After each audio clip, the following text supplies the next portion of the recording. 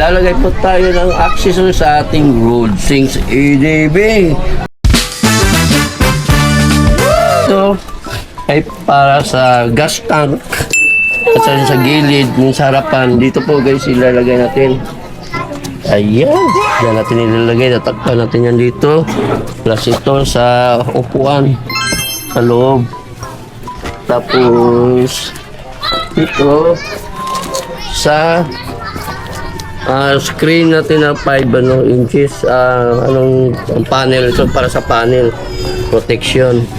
Plus ito ay magkaroon sa rack at talikod. Dito natin ilalagay yan.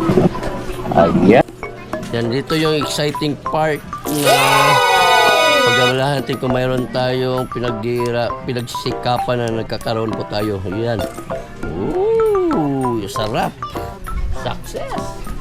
At ito naman din yung sa harap. Pagtanggal natin. Oh, tumutunog pa guys. Wow.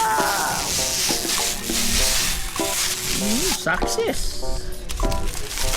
Ating screen protection na nabibili po natin sa Shopee.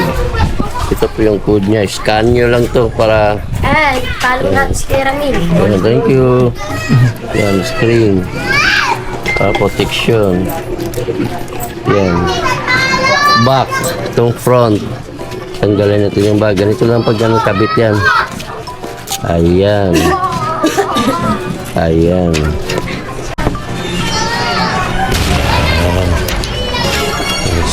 Yes, may protection. Okay na yun.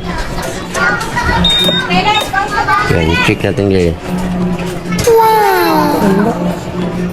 Diba?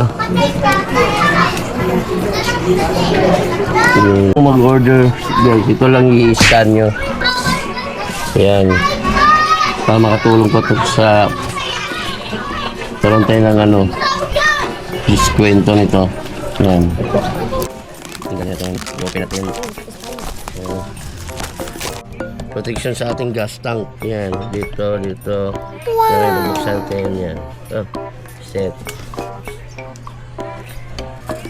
Fuel. Yan. Yan yung fuel nito. Yan. Yan ba siya yan, gas tank. Cover sa upuan. So yun, para hindi magasigasan. Bubuksan natin yung seat cover. Yan, dito yan guys. Yan, pag ganyan. Punasan na natin. Meron to meron mo. Yan, para hindi magasigasan yung yan, sa cover set. Yan. Okay. Next.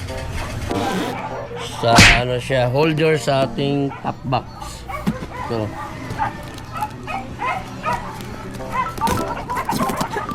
Kitter. Ano ito? Kitter natin? Amber.